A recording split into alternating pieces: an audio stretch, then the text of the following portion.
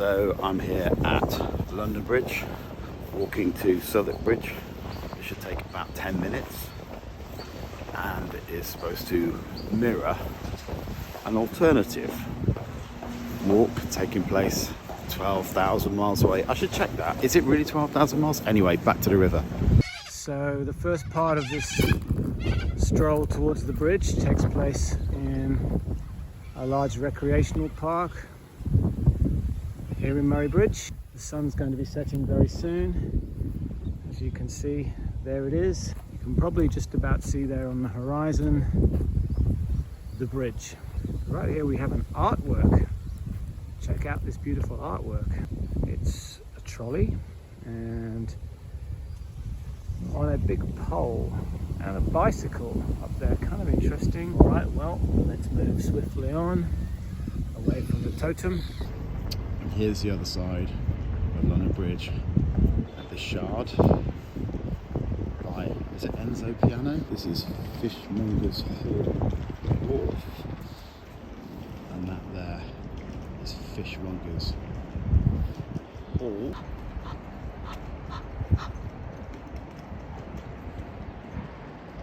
It's a bit chilly tonight. It's 20 degrees, there's a bit of a wind.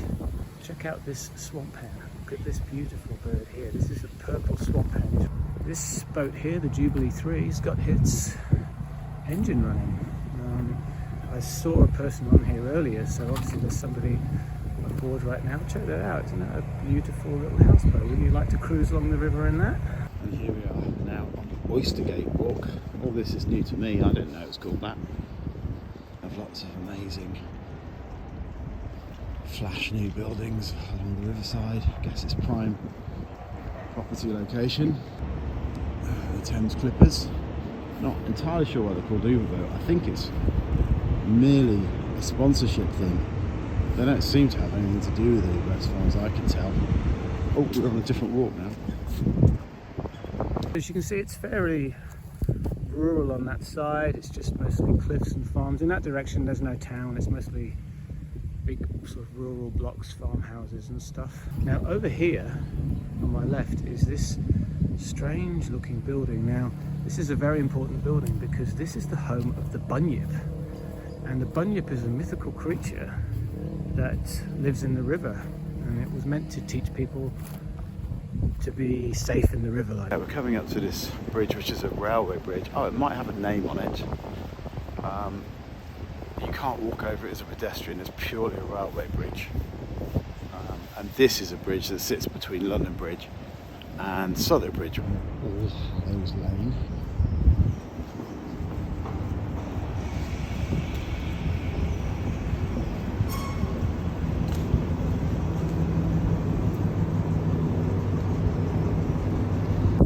Years ago they built this amazing thing in here, and I'm going to go in and have a look quickly. See, it's alive in the cave.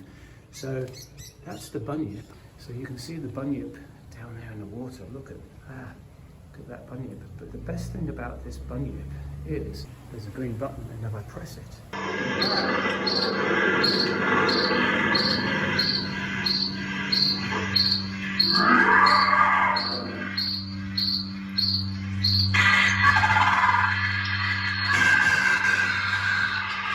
Have to wait for 5 minutes. 5 minutes for him to come back, huh?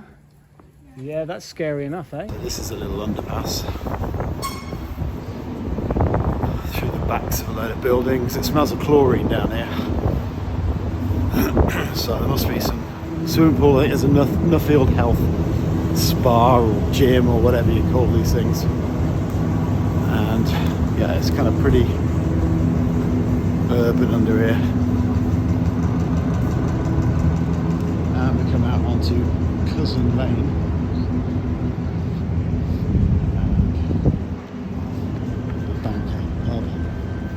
Full of bankers, obviously enough. That button gets disabled for 5 minutes once you've seen the Bunyip. My hopes were fulfilled because when I pressed the button he came up. If those kids had got there 2 minutes earlier and pressed the button, that would have been it. No Bunyip for me and no Bunyip for this stroll. What I like about Murray Bridge is that the rubbish bins have a nice big M on them. Maybe it's meant to be sort of bridgey looking. No, it's not, it's just an M.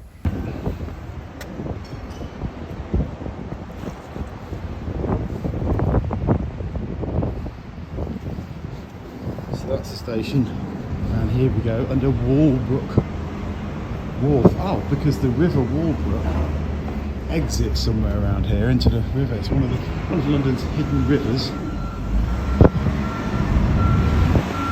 And here we have a massive waste disposal place. I'm probably still 5 minutes from the bridge, and I've already been walking for 15 minutes.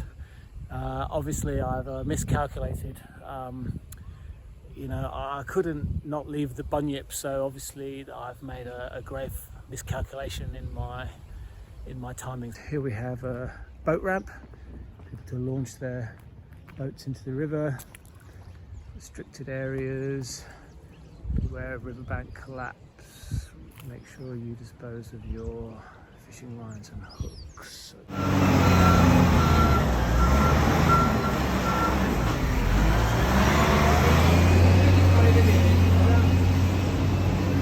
So these massive containers get loaded onto these barges here with this huge crane, and every so often if you're walking down here you get stopped. And a little barrier comes down and you can't go through because they're loading those containers from one side into these barges. I've only ever been stopped once, but it was quite interesting, but it did take a little while. Now this last area, as I come up to the bridges, it's 10 minutes to the bridges. Some nice old trees on the side here. This is kind of really where the park finishes. It's called the Sturt Reserve, and it's nearly finished now. But it goes into a kind of, as we're nearing the train line, there's these old historic trains here, like old goods trains. Somebody's painted a nice face on the end of that one. I don't really know what these are here for. I assume they're here from the historic use of the railway line. There's about 4 trains a week now. So this is Southwark Bridge, the lovely Southwark Bridge. It's a nice colour, it's a nice bridge, it's got a good cycle path on it. As you can see, the river isn't really very used. There's a few boats. I went on one of those Clippers Uber boats the other day and there was nobody on it. I don't know who uses them, I don't know how it pays for itself. This is a nice, interesting looking old engine there. I assume there's a historical context. This used to be a big river port, like it was a bustling river port before, cars and roads came along. It was all trains and river transport. Probably the last thing, second last thing before the bridges, we have Captain Proud paddle boat cruises. So if you don't want to hire a houseboat, you can go on an old traditional paddle boat. We can go up onto Southwark Bridge. This is our 10-minute destination in an attempt not to bore you too much. I imagine that this might be quite different to what Paul's seeing on the other side of the world. I imagine it'll be very quiet, rather rural. Nice and hot, I think should be about 26 down there. It's about 6 degrees here in London. I think it might even be a sunny evening there. We haven't got much sun. So all along this bit, they've got little signs saying where it's the sunken PS Morindi. So all along here, PS is paddle steamer. All along here, there are paddle steamers which are basically sunk old paddle steamers that used to ply the river, and they've basically put markings down where they rest, so to speak. And here's the sunken PS Eva, is under here. Here I am. Here is the mighty railway bridge. That down there says flood level 1956. That bridge there that you can see behind the railway bridge, which I'll just film right here, that's the first bridge that ever spanned the